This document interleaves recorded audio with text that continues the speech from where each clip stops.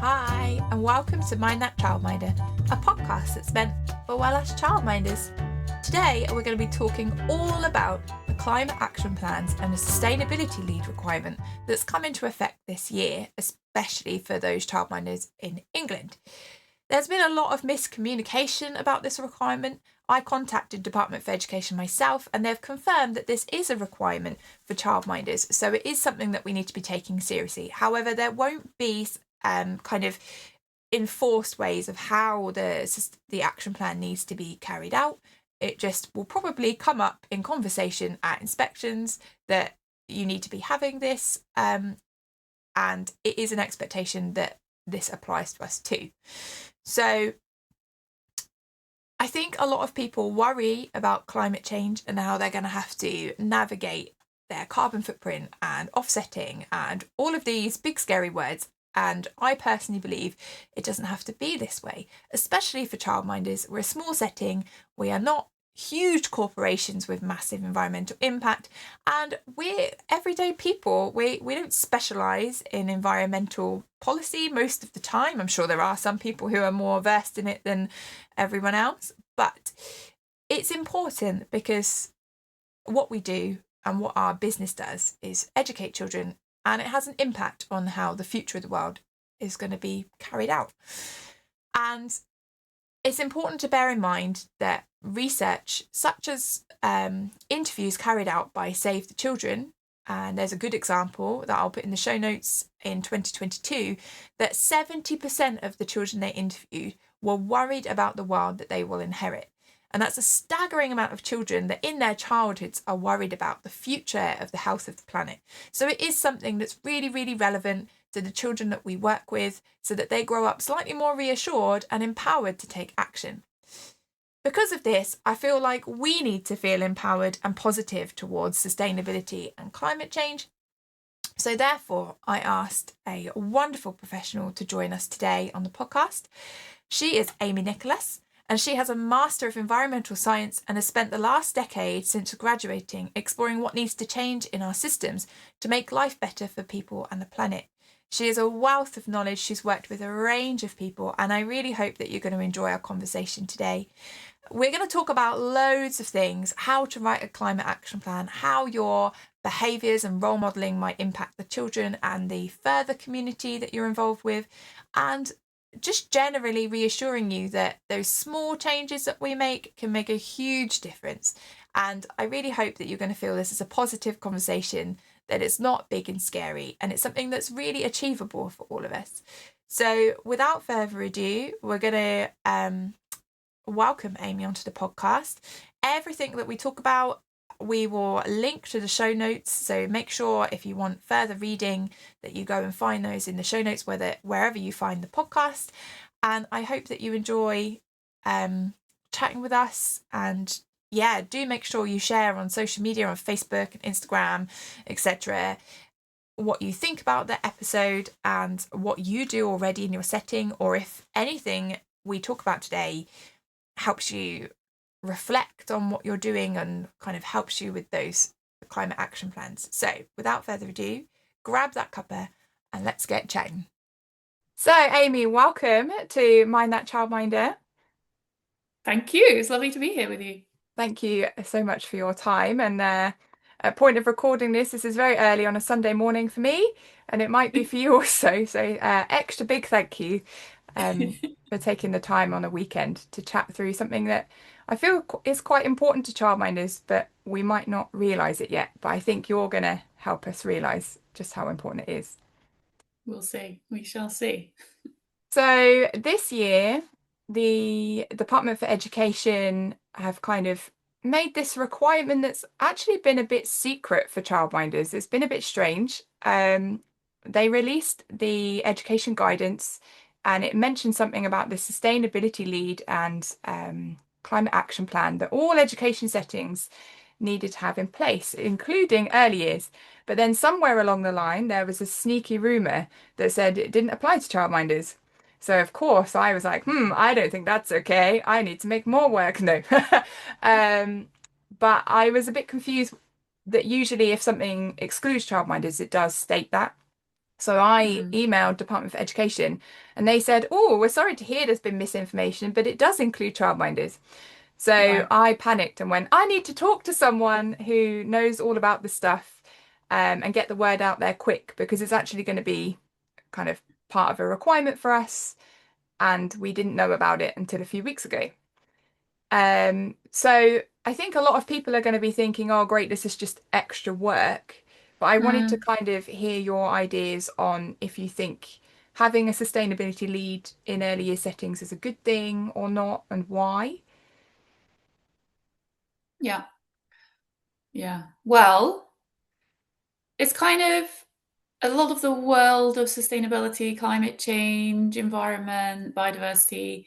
Sometimes it's about the language you use and what does sustainability mean.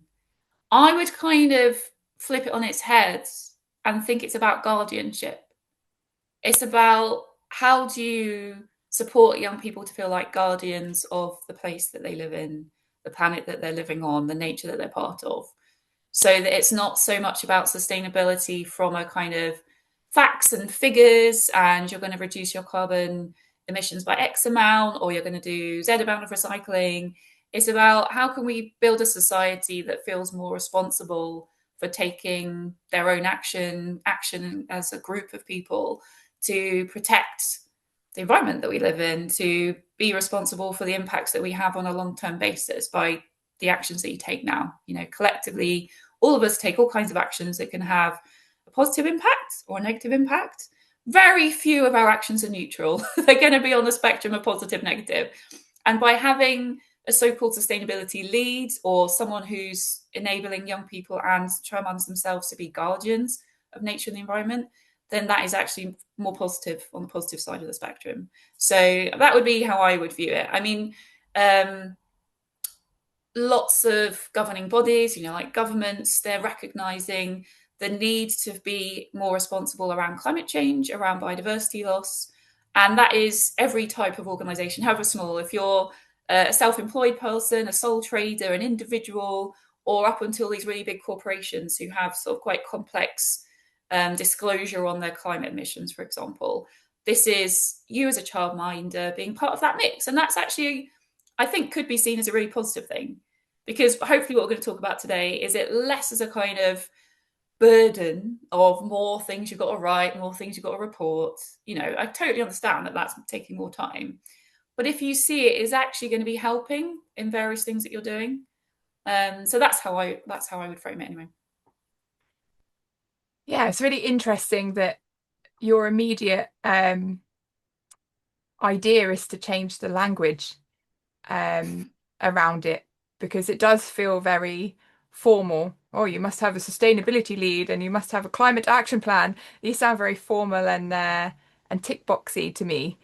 Um, and it's interesting that your immediate feeling is to change the language around that, and it almost makes it more acceptable to people that are in that kind of caring profession because we Yeah, care. So why are we doing things that don't yeah, sound caring? yes, So that's really interesting to me. yeah, and I think that idea of caring is really important because we really care about each other. We care about the young people we work with. If you're a childminder, we care about our families. We care about our neighbourhoods. Majority of the people, because so many of the surveys say that they do care about things that we call climate change. They do care about biodiversity loss. All of the surveys show more people than not care about these things.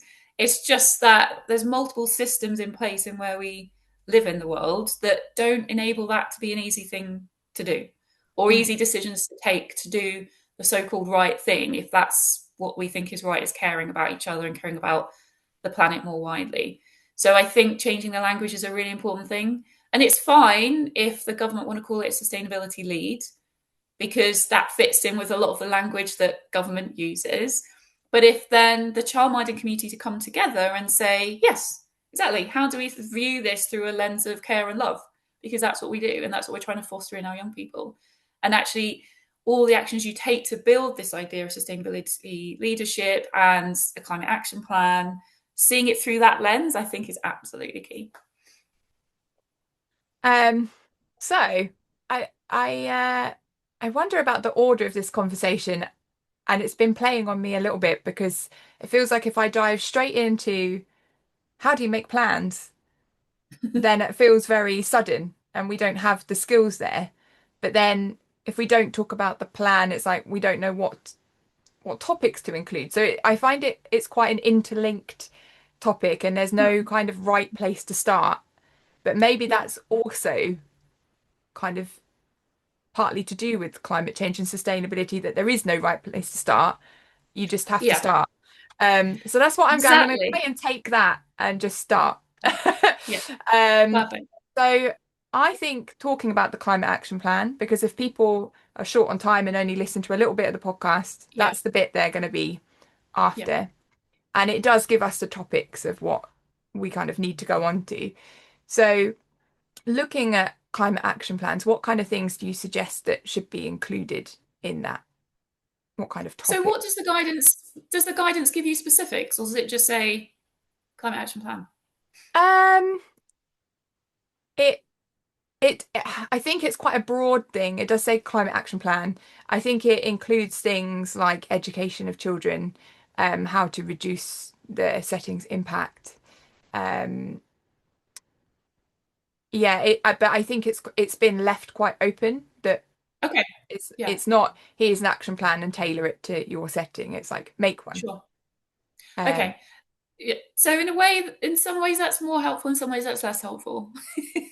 So if we're thinking about this idea of beyond a tick box exercise, quite often organizations will be given, maybe a consultant will draw them up some kind of action plan, which if you haven't been, I personally think if you haven't as an organization or as an individual childminder been involved in developing what that action plan is, it does feel a bit more like a tick box. It does feel like I'm going through the motions that someone else has set me.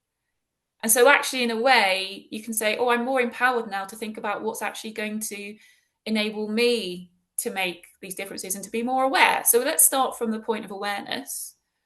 So, we'll come back maybe to this idea of the education bit in a minute. But if you just think about your setting, so if you're literally watching this in your normal setting for childminding, you look around you, we could immediately think about, okay, maybe stuff. Stuff, I would say, is probably the most apparent thing to you. You know, your tables, your chairs, your materials you're using, your pens, your papers, your paints, your, you know, the pipe cleaners, whatever it is that you might be using for creativity and such. Now, one pillar, we often refer to it as pillars or sections or something like that of your plan, could be something that you could call to do with stuff. So it's often called resources or materials, that kind of thing. Because to me, that's the easiest thing to connect with. Yeah. So you might be then thinking about, okay, so how can I reduce my impact related to this? So this is about how you source your things. Now I know, because we've had previous conversations, you're careful about where you get your resources from. You know, that's so the basics of that we've probably all been aware of is recycled rather than virgin paper. And that is your absolute minimum of things you're thinking about. But you then have the kind of idea of reduce, reuse, recycle. So you're reducing the amount of things that you're having to purchase in the first place. That is probably one of the biggest impacts you can have because whenever something is manufactured from raw resources and it has to go through like factory processing, all of that is using energy. Most of that is using some kind of water in their processing. All of it is using transport to move it to you. All of that has climate implications. Now, you could do what large businesses, governments, and stuff have to do and look at your scope 1, 2, 3 emissions, because that's to do with how close the emissions are to you, but you don't really need to do that. You can just think about it in terms of reducing the amount of stuff you buy or use. Now, I imagine as a childminder, having looked after my nephews but not being a childminder, they can get through a lot of stuff. You know, you're wanting to be creative, you're wanting them to have different sort of textures and things that they want to play with. But there's different ways that you can think about that. So maybe you could share some of the things that you do to think about reducing the stuff that you buy, or thinking when you do buy something, how do you reduce the environmental climate impacts of that? Because I know you've thought about it a lot. for me, it's actually very difficult, I think, to source things in a cheap way, Yeah, which that's the is problem. Yeah. difficult at the moment because funding is taking government funding is taking over a lot of our paychecks, and it's not funded necessarily at the rate that lots of people would price their private hours. So everybody's always looking for a bargain, and that can be quite difficult if you're looking for things like glue that are plastic free, or glue has actually been very difficult. um, but these things are more expensive. They just are. But the biggest one I think has been reusable wipes instead Ah, of baby wipes. So I do still use disposable baby wipes for going out on trips because I found that carrying multiple bags of dirty wipes was very difficult. mm, So I used biodegradable baby wipes for outings. Um, but at home I use reusable nappy wipes. They have separate face cloths for mealtime, so they can wash themselves after that. That's been a huge change. Um, yeah, the paper, like you say, um, using. I know lots of people are into loose parts, um, which is kind of very fashionable at the moment, and it has been for a long time. It used to be kind of more termed under heuristic play for people who are interested. And this is using just objects, just things.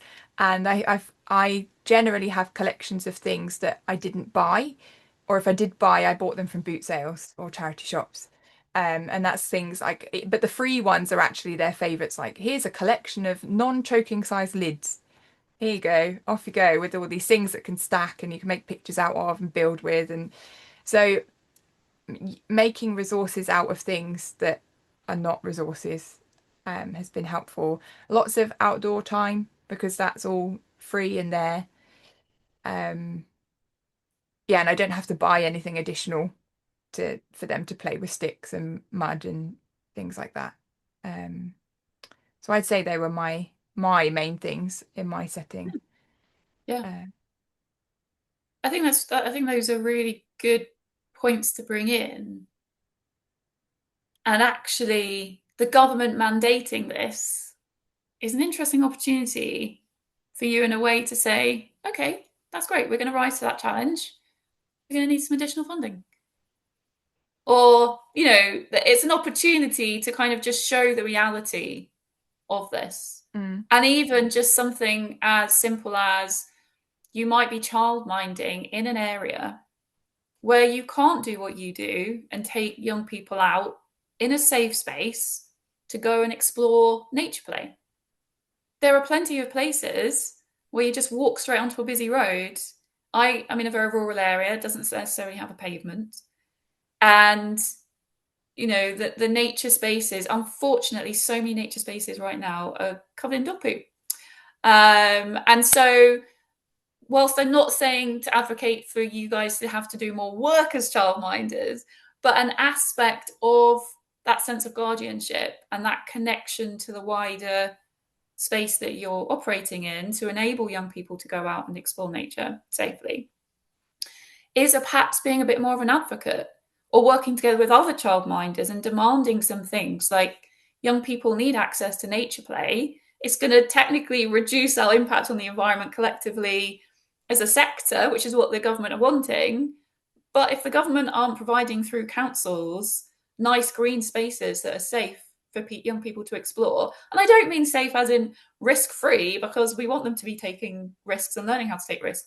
I just mean other humans being responsible, for example, the mess that some of their pets might be producing, or not, somebody policing spaces so there aren't needles around and stuff. It's not everywhere, it's not that common, but it is something I know that parents are mindful of, and I imagine childminders are. With all your risk assessments and everything, that is their worst nightmare. So we want to make the nature access great for everybody, so that just becomes normal. So you can just go, you know what, we don't have to stay inside all day using glue and glitter, two very plastic dangerous things, although you can find more biodegradable glitter. But I would say anything that's stuff, even if it's biodegradable, it's had to be made somewhere, and that is going to have an environmental and climate impact. So the less stuff generally is one of the big things. The next thing to be thinking about in terms of a pillar is energy. So you're looking around your space again, energy. So you've got your lights, you've got your appliances. The most impactful thing is your energy supplier. Now, not everybody has an option in terms of having a more renewables-based energy supplier. Some of them don't go to everywhere, okay. But if you've got the financial capacity, again, it does come back to finances in some instances, maybe look around. I'm not going to particularly talk about brands today because there's some downsides of doing that, but there are brands out there that do provide 100% renewable, and they actually are investing in renewables, as opposed to some brands that there's this kind of strange credit system where they're not actually investing in renewables. They just say that a portion of their energy is produced by renewables.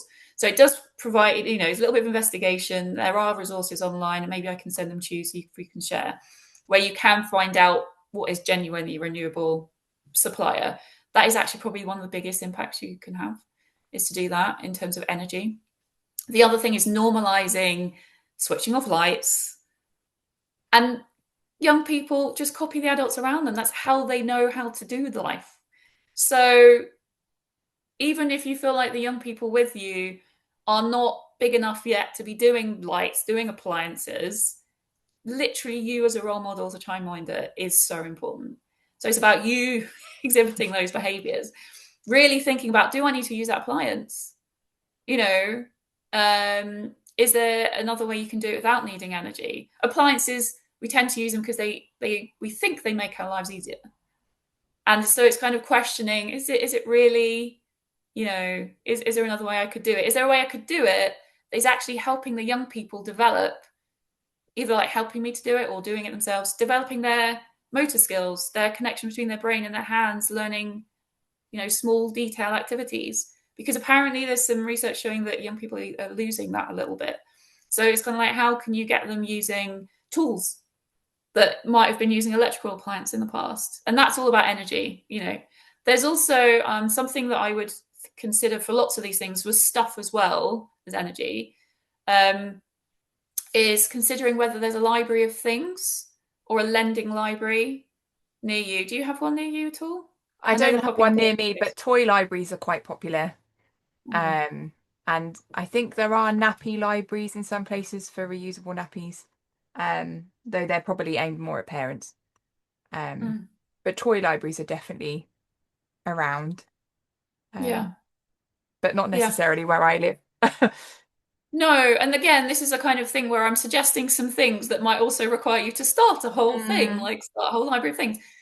But it might be that you could go to some kind of local eco hub and just say, there's a group of childminders in the area. We really want to have resources. So behind you, you've got all your lovely games displayed. Yes. So some library of things, they literally will just have shelves full of things that you can borrow. And there's a set of childminders in an area who can say, well, these are all the things that we would love. We'd love a bubble machine to borrow occasionally. We'd love this electrical item, that electrical item, but we don't want it all the time. We just want it occasionally. We might need a marquee, or we might need whatever it is you want to book out. And going to a local eco hub and showing them that there is a demand there for borrowing something, it might help them to kind of set something up if it doesn't already exist. Or if you're just look up lending library of things, they're called slightly different names in different places. You might be lucky enough to find one local to you. And more often than not, they are happy to try and find something that you need that if they don't already have it. So that's something really important in terms of reducing impact, is maybe sharing more. As you say, also trying to have more natural things. But yeah, so energy is another important one. And then transport. Now, a lot of childminders, I believe, drive young people places because it's convenient. It is, you can kind of, they're less wandering around distracted, looking at wonderful, interesting, fascinating things, and you can get them somewhere quicker. So you might want to think about, is that absolutely what you need to do? One of the things I was going to talk about with you is children on buses when you're a child carer. Because one of the things that I've done quite a lot of bit of work on is behaviour change. And one of the things around behaviour, climate responsibility, being a guardian for the environment is young people having habits that normalise these positive behaviours from a very young age. So I was lucky, I got taken on buses as a young person. So in older age, I'm more than comfortable. I know how to read a timetable, I know how to ask for a ticket, I know how to safely walk up the bus and to find a seat I'm comfortable in. And then I know how to figure out where to get off and how to figure out how to even know where the bus stops are or how to find a bus table. So everywhere I've lived around the country, whether it's a city or a rural area, I can figure that out myself. And I would love for every young person to be empowered to do that from a young age and to know in rural areas where I live, as I say, most young people get taken to primary and high school on a school bus because there is no public transport provision. And so they never really learn how to read a timetable or how to ask for a ticket before they then go on to college or university and a bit like, oh goodness, how do you do that? So when I've seen families on buses, I have definitely seen young people on buses, very young people. But I can understand it's not easy because you usually have lots of stuff with you with young people, and you have trying to get kids to stay still. Many buses do not have safety belts.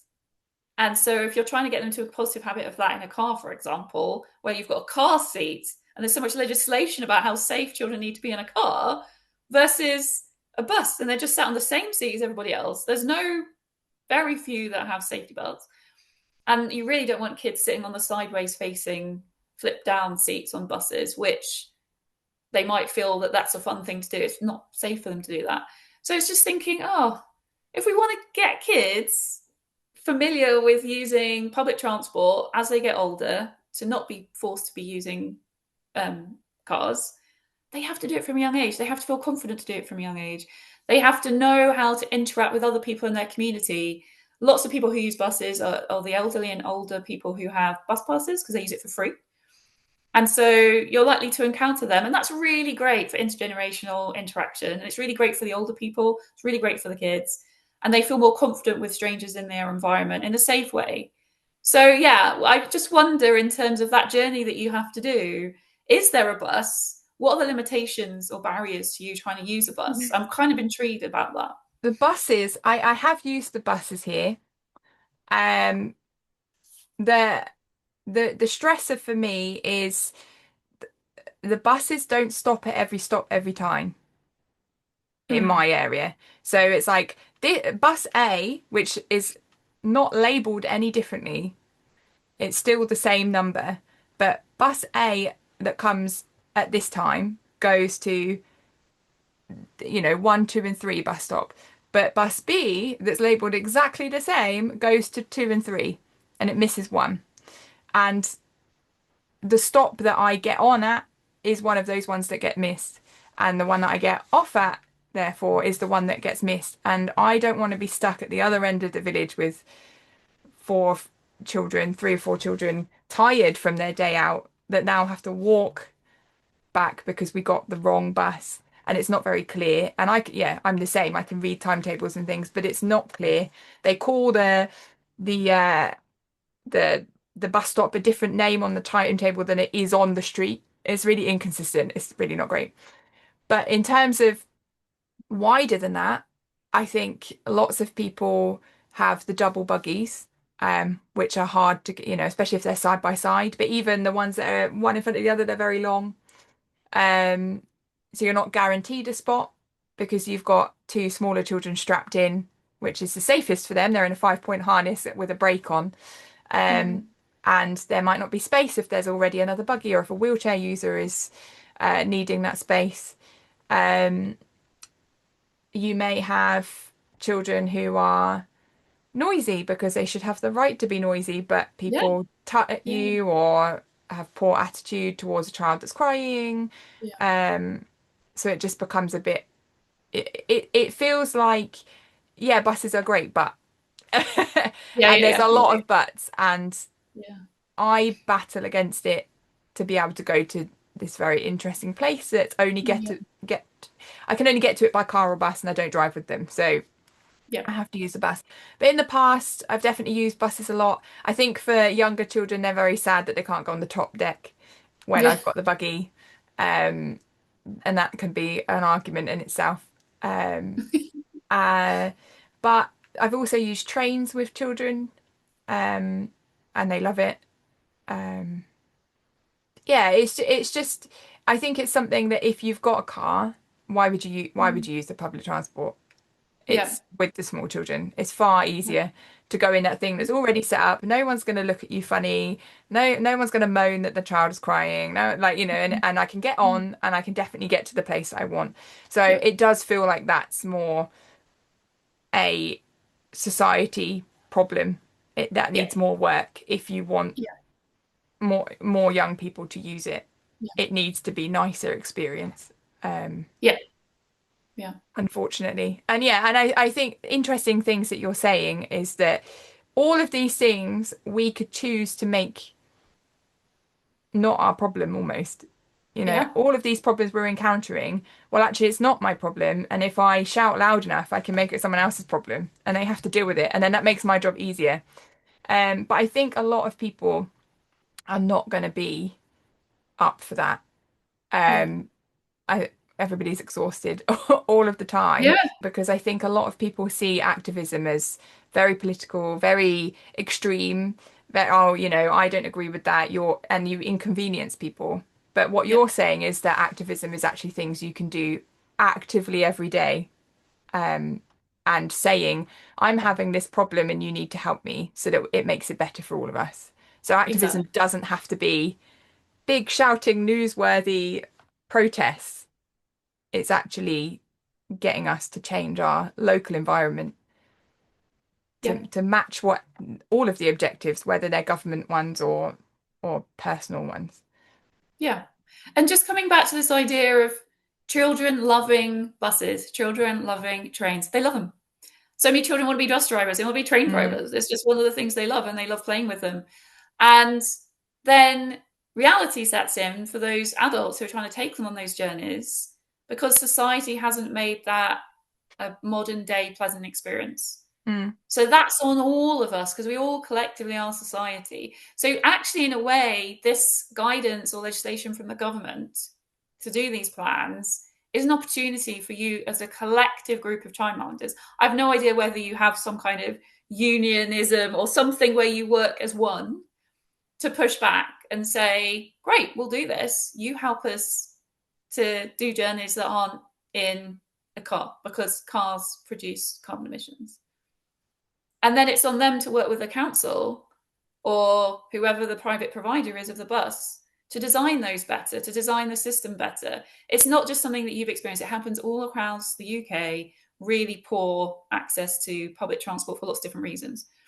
Um, if you want a fun little activity, you can look up public transport in Japan. Like a lot of things in Japan, it's very, very different. And they have those ball pools things, where you can jump into a pool of balls for kids mm. and slides on a train. They have a carriage, which is a play carriage for kids on a train. You look at it and you're like, mind blown. That is obvious. Kids are going to be on a train for hours and hours. Of course, you'd have a carriage just for them to play. Of course, you would. Why on earth do we not have that here? Mm, If you want to get people out of cars, that having a play area on a train for kids is way better than kids being strapped up in an uncomfortable seat, dozing off, missing the view, whatever, not running, having being in a weird headspace when they get somewhere. You know what I mean? It's kind mm. of would be so exciting. So this actually you could see as a way to work together as a whole load of childminders to kind of say, we'll do this, but you have to help us. Mm. But it is also personally, when you're writing this plan, just sort of be explicit. Just say, I've thought about it, but the reality is, spell it out like you've just said. It's very easy, isn't it? And this is what I found with sustainability things. It's very easy to suddenly go very big and get overwhelmed and then go, no, I can't do it. Yeah, And it's very quick to happen yeah, because, and I feel like maybe it's something that's very typical of our lifestyle now is that we don't see impact in the same way as previous generations did. And that's in terms of everything. That you know, with wages being so low, you don't see the impact of earning Yeah. quickly. Like that's just so basic. It's like, oh, the money in your pocket is so little. You don't see the impact of working. You don't see your job. If we're very lucky in our work that we get to see our impact very clearly because we've got a small child that's absorbing things from us. Yeah. But my partner works in software engineering and he has no impact. Like he feels completely disassociated from that. He works on this tiny thing that codes something in some device that he never even gets to see.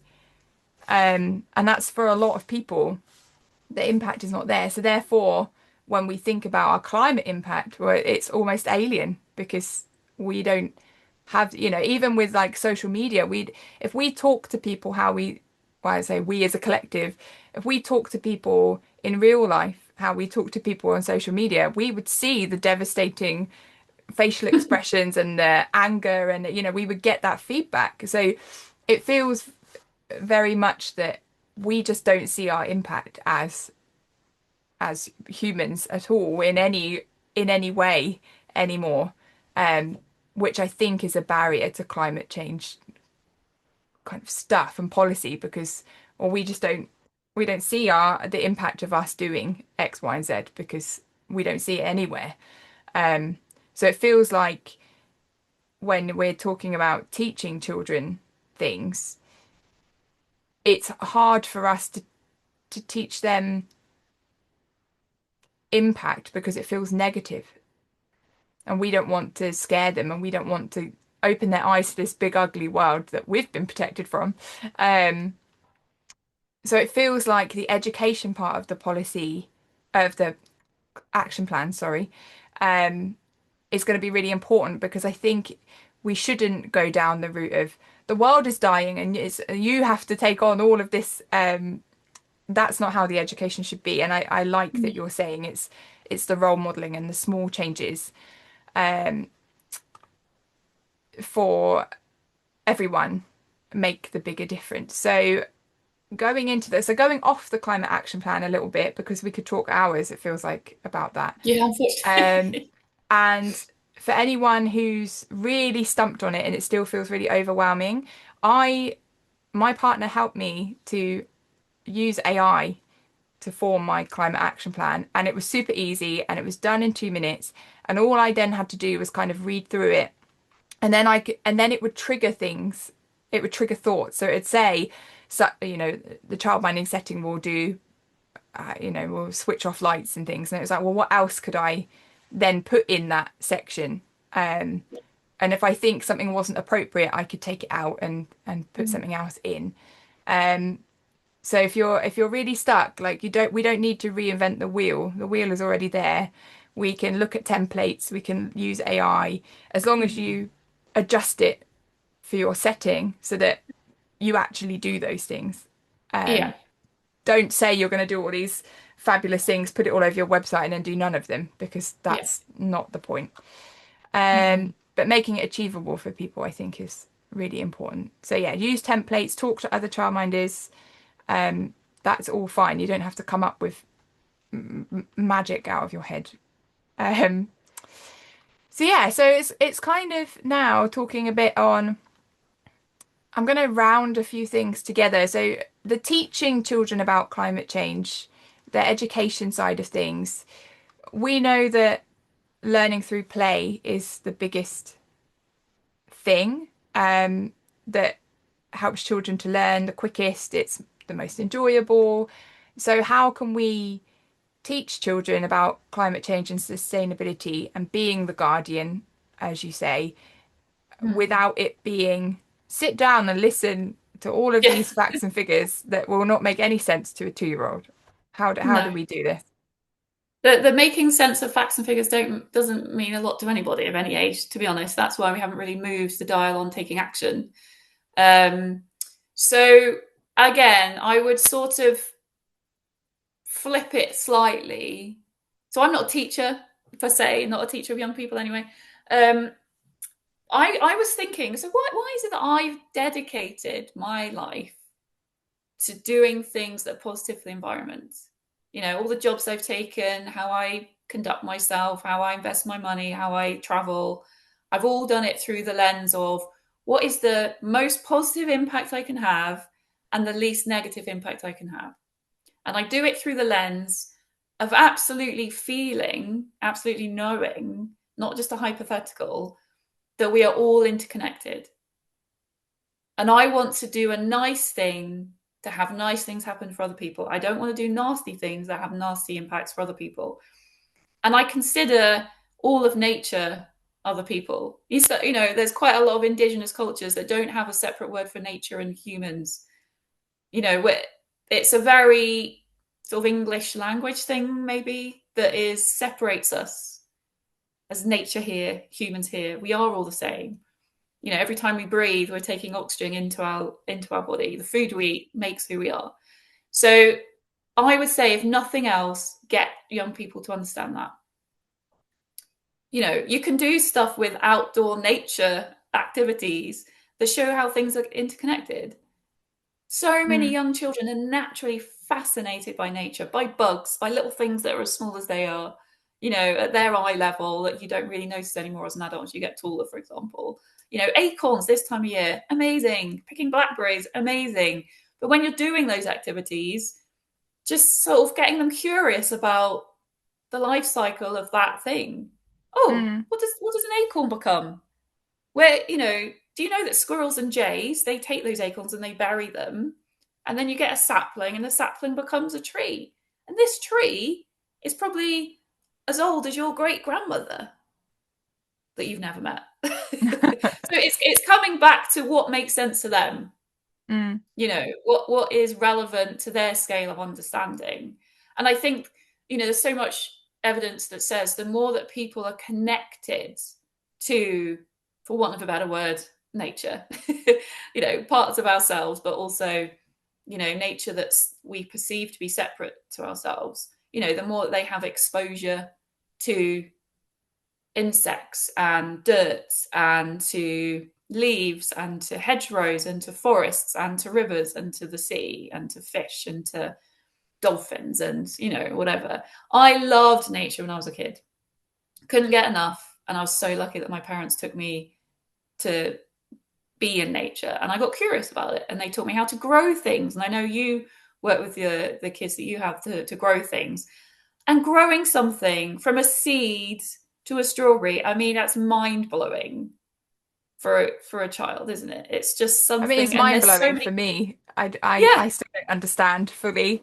yeah, We grew these tomato plants from the tiny seed, and even this year they enjoyed my surprise that we were growing sunflowers, and I don't know why this didn't occur to me. We were growing sunflowers in the red pot we'd grown tomatoes in last year, and as the sunflowers were growing, there were also tomato plants growing. And it's like, well, we didn't put them there. How did they get there?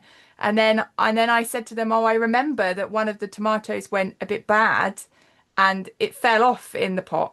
And so the seeds from that tomato have got mixed in the soil that we've now used for sunflowers, and they've just grown themselves. We didn't even grow them. And yeah, the surprise on my face when I was like, well, they're tomato plants. What are they? We planted them over there, and they were like, and that was a whole different yeah, experience. And then then we went into explaining how birds eat the things and poo them out, and that's what happens. It's exactly the same. It's just the seeds yeah, have landed somewhere. Um, mm, but they really enjoyed that. Even I was surprised that yeah, it did something different to what I was expecting, and yeah, I didn't even consider that using that same soil from last year with a bit of new stuff topped in would grow something that yeah, wasn't supposed to be there.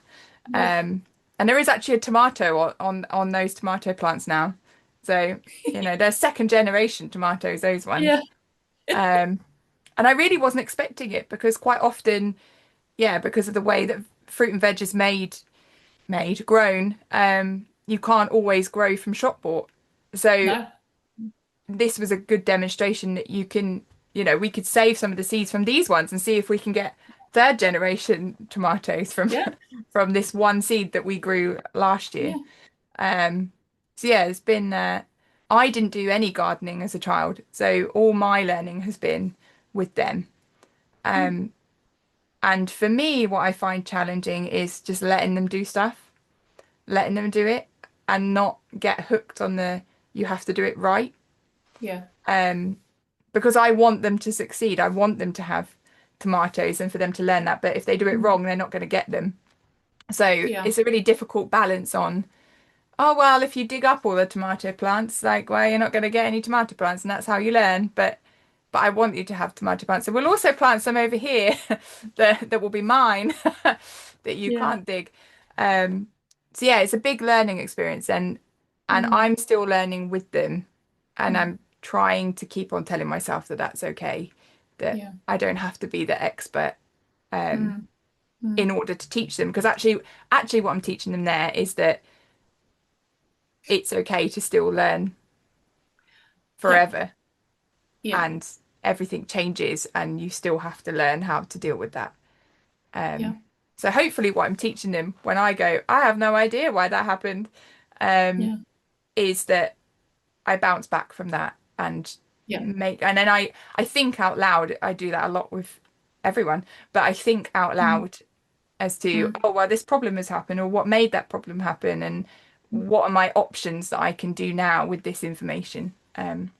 So I think with sustainability, there's a lot of that too, that, oh, well, I'm covered in glitter in my hands, which hopefully we don't use much anymore. But what should I do with this? Should I wash it down the sink, or should I try and brush off into the bin? Or should I try and like gather what's left and reuse it? Um, and also, well, next time, what am I going to do so that it doesn't all go down the sink? Like, what am I going to do next time? So yeah, it feels like that skill can be put into everything with children. I think we just need to think out loud more, um, absolutely. and that helps them learn how to think. Completely. I completely agree. And I work a lot with organizations, with grown adults, maybe in early or midlife. But what is somewhat lacking that I would really advocate if you're at a position to instill in young people from a young age is resilience, is the ability to be okay trying something new and failing and not being destroyed by that. And quite frankly, we need quite a lot of people in positions of leadership, which these young people will hopefully get to at some point, who are resilient, who are collaborative. More than ever so, we need people who can show empathy and compassion and patience and tolerance and the ability to be active listeners and the ability to problem solve and think on their feet, to adapt. The climate that we are moving into collectively is one that is far less predictable than our previous generations. That is the main issue of climate change. Forget all the data, if nothing else, it's the lack of predictability. Our whole very complex economy is based on a certain degree of predictability. We need our young people to thrive in an era of less predictability. And if nothing else, you help them to have those skills. It seems to be something that we are kind of coming back to with different words. Um, so maybe we should talk a bit about it and how we develop resilience in children for this future of change that's coming and unpredictability, and how we're going to kind of incorporate that into sustainability. It doesn't sound very relevant, but you think it is. Yeah, because children have very little agency over how the world runs right now. I was one of those children, probably older than maybe some that you childmind, that would pester my parents about turning the lights off and doing recycling. Some kids have pester power in a positive way, not just pester power to buy toys they don't really need that are damaging the environment. Um, but I think from the perspective of what you can put in your plan to talk about how you're educating children, yes, you're role modeling everything we've talked about. You're kind of maybe you talk about where the toys come from. You go and help them choose a toy from a toy library. They learn that that's normalized. All those things we've spoken about. But the next level of that is preparing them for the future of the reality, no matter what behaviors we all collectively decide to exhibit tomorrow to reduce our carbon emissions. Without a shadow of a doubt, the world has become less predictable. That is just a fact. To do with the weather being less predictable, to do with patterns of food production being less predictable, what food you can get, what times of year, the price of food, price of energy, all of it. So I won't go into all of the pressingness about why that is the case and why it's not being solved, but we may as well get kids ready for a world that's going to be less predictable. It doesn't have to be in a scary way. It just means that they're bounce back when things change, and it's not completely destroying their ability to deliver something in that moment and to be who they want to be. So in these plans, it sounds like we don't have to stick with the stereotypical or what we think of with climate change. What you're saying is that we could be looking at skills. So instead of, yes, it's important to teach children about reduce, reuse, and recycle, but also as part of our action plan, we can be making sure we're building skills like cooking, like um, using public transport, like being resilient to change. So these things can actually be in our action plans, but it's more of our curriculum rather than purely focusing on sustainability. So actually the skills we teach can impact sustainability, and it can impact, going forward in education, and it can impact how we develop a community. So it those skills is almost time saving, because if we teach those skills, it hits all of these targets. We're not only focusing on this one route. So, teaching, saying in our action plan that our ethos encourages resilience and compassion, then, our action on that is taking a rights-based approach, or, helping children, if their tower falls down, that we work together to build it back up again, and that it's okay when that fell down, and it's okay to feel cross about it, but what are we going to do about it? What are we going to do with those feelings? Because that's also a big thing. Like, it's okay to feel those feelings, but what are you going to do about it? Like, yeah, it's okay to be angry about it, but what are you going to do? You're going to shout at me about it, or are you going to channel that energy to like make an even better tower next time? Um, so it feels like these action plans, it could be very easy to go down the tick box route, and you make sure that, especially if you're working with assistants and things, that everybody is making sure we're using reusable wipes and we're not using as much paint, and we're not. You could go down that route, and that would be fine. And that would get the requirement done and changed. But if you want to make a real impact to the children, what you're saying is that we need to go down more the skills based route for the children. We can focus on those things for the setting, but the education of the children, we maybe need to focus on skills. Yep. Yep, absolutely. So looking a little bit into, I mentioned a bit about assistance and things. I think it's also linking to what you're saying about how we're all interconnected, that our settings have an impact when the children aren't with us. So we have assistants that, they're going to be employed by us sometimes, and we're instilling an ethos into them, and that could impact how they behave at home. But also just the families of the children that we're working with.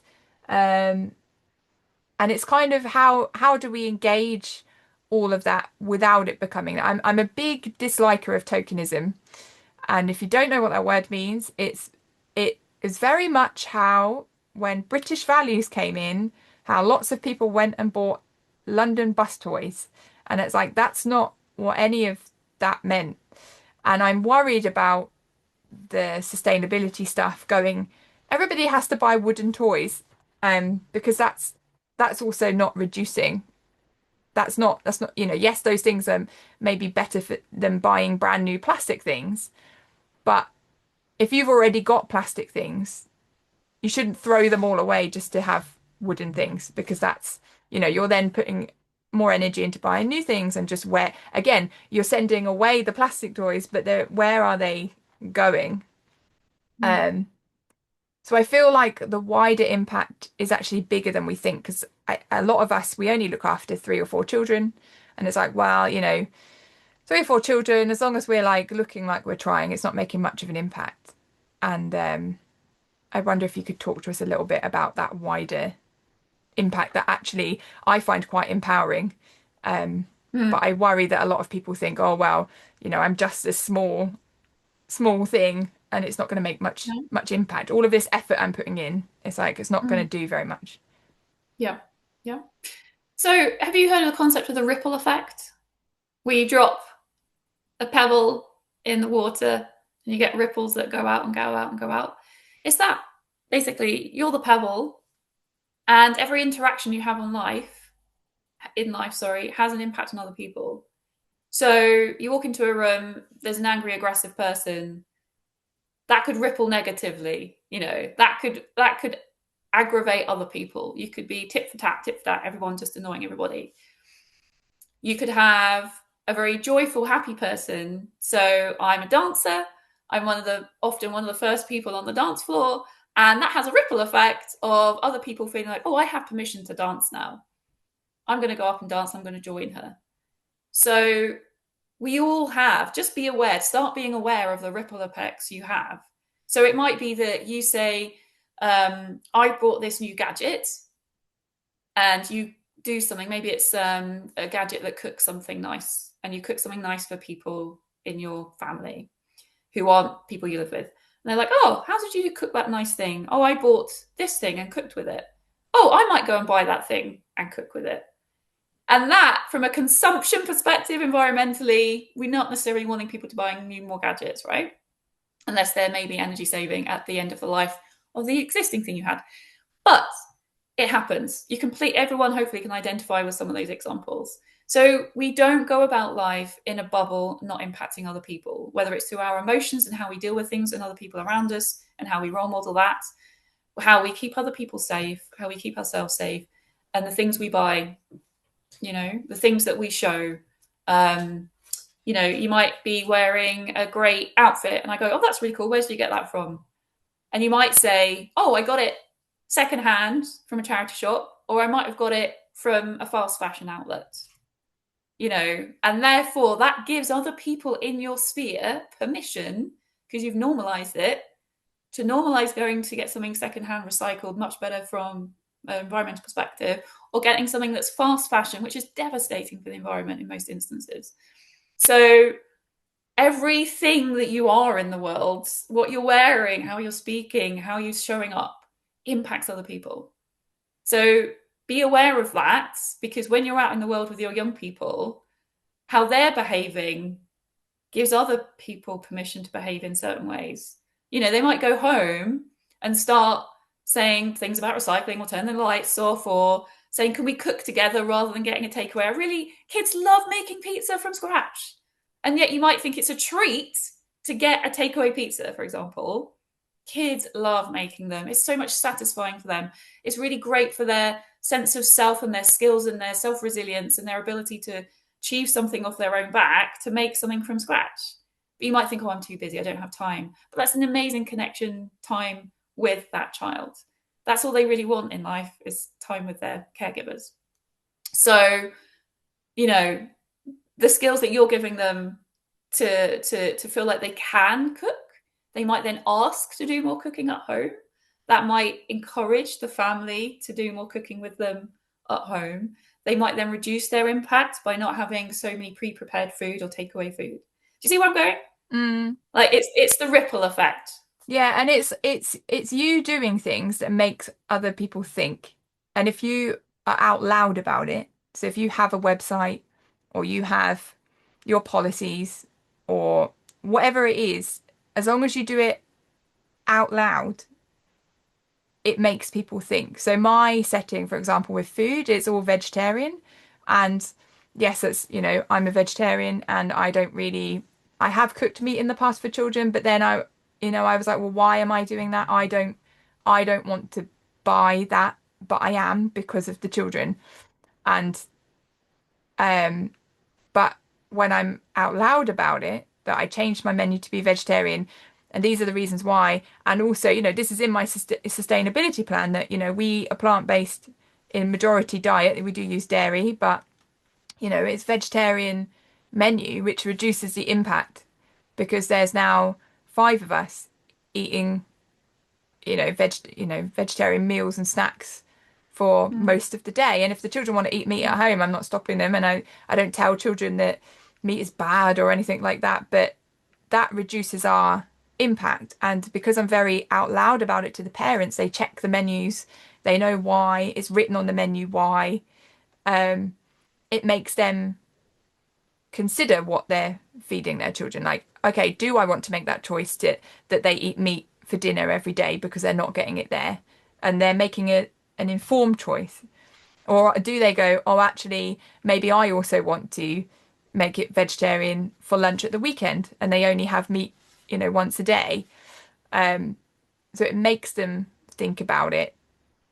Whereas if you just do things, people might not notice either. It's if you're just getting on and you're feeding the children, everybody's happy, nobody's noticing what you're doing. And actually, if you're working very hard, you should be praised or at least notice that you're doing things. But yeah, if you are very conscious about making decisions and then you say them out loud why you're doing that, even if it's just to the children, oh yes, I'm turning the lights off because it saves energy. Well, that's the line they're then going to say at home, and then the parents are going to, maybe think, oh, I'm not very good at doing that, and my child is better at doing it than me. Maybe I need to like pick up a bit of my own slack. And I feel like this guidance is a good thing, that it will get people thinking. And I just hope that what this episode of the podcast is showing is that it doesn't have to be just climate change because there's so much more to it.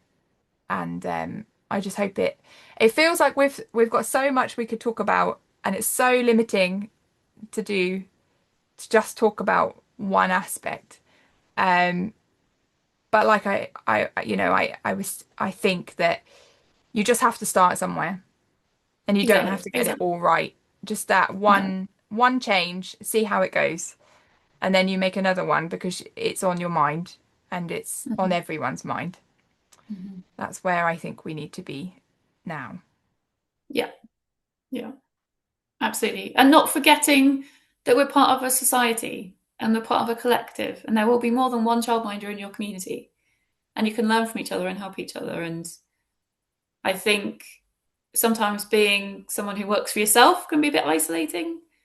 And just remembering that there are loads of resources online, there's this podcast, reaching out and not feeling so isolated. And maybe the parents can help with certain things, you know. Um, so yeah, I think I would say rather than seeing this guidance as a burden, try and reframe it as an opportunity. And then it might feel more liberating and exciting than sort of frustrating and adding an extra stress. Well, it's been fascinating to chat and to sort of challenge me to think about some of these things in a very specific setting, because every setting where we're thinking about our collective guardianship over nature and the environment reflected through tackling climate change could be a bit different. But essentially, it's scales of the same principles. A corporation could really talk about some of the things we've done. If Mm. you have a more caring, compassionate corporation, goodness, where do they exist? There are a couple of outdoor brands, maybe. But yeah, if we all just really focused on making our decisions through a lens of love and compassion and collectiveness and how we're acknowledging we're interconnected in so many ways, that would be extraordinary shift. And all that is every single individual person's every single decision collectively made. It could be very powerful. Um, that would be exciting to see. And sort of supporting children to start making that from a young age is just an incredible gift to them, you know? And I think, especially with childminding settings, we're in such a small setting usually. that we have more opportunity to instill that, because I've worked in nurseries that are huge, and you've got lots of children running, and it's far harder to get that really impactful message across to them. Whereas when you have, the same 4 or 5 children every week, Yeah. you're really consistent with that, Mm. and your method is going to be the same compared to 10 adults in the room. So I think we're in a really good place to be consistent and caring and attentive to the children. So yeah, I think childminding this could be really empowering for childminders if we let it be, rather than Yeah. seeing it as an additional task. So I Yeah. hope that our conversation has kind of inspired that feeling in childminders everywhere. Yes. So Hopefully. a huge thank you for your time on a very well, it's not so early Sunday morning anymore. Huge thank you for your time and your input and your wisdom of seeing all of these different aspects that make us think about things it's like, and it's definitely in a different tone to what I originally was thinking.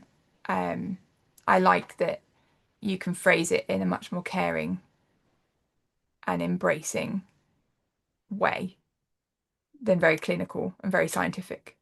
It definitely Mm. feels like government policy is clear and scientific, whereas you're framing it much more caring and nurturing, which is hopefully what childminders are naturally like. So that I hope will appeal and empower us going forward. So thank you, thank you, thank you.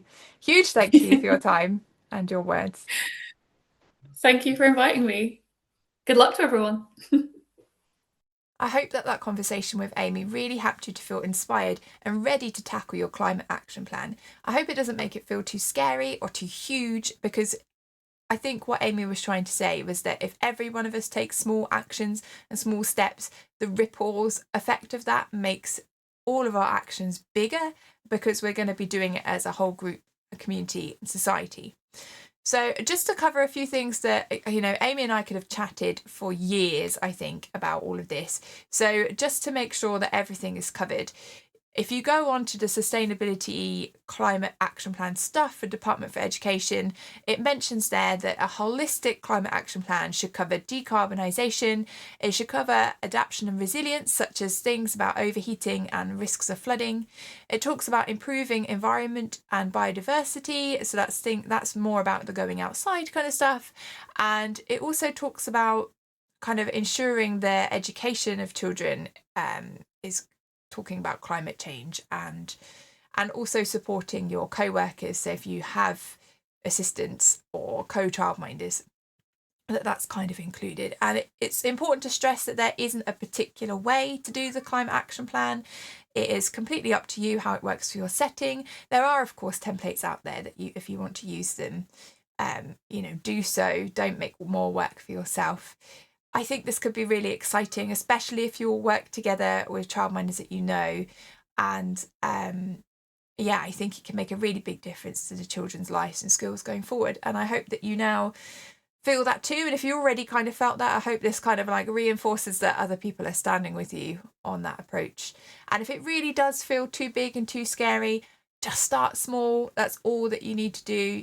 It's just to help you reflect and to think about what impact your setting is having. And, ultimately we're not flying children on aeroplanes or taking them on cruise ships and, taking them shopping and buying lots and lots of clothes that they're going to throw away in 5 minutes. Our impact is smaller than large scale companies.